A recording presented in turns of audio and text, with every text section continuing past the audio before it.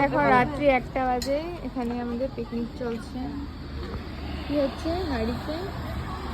কি বানাচ্ছে বড় মামাই? রাইস।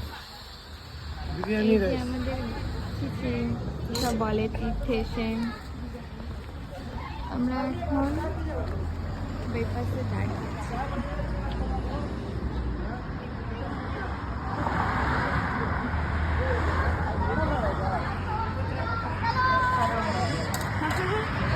মামার কাছে খাওয়ার জিজ্ঞেস করছে কত টাকা।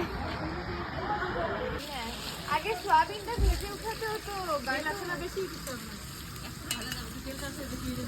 গাইস।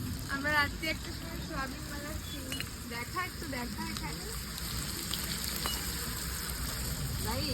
আলুটা ভাইজে সোয়াবিন তো ভাজা যাবে না। টমেটো কখন ভাজবে? টমেটো দেখো না উল্টো পাল্টা করে দিচ্ছে সব জগা। এখন এটাই চেষ্টা হবে, এটা সাইডে দিতে খাবে।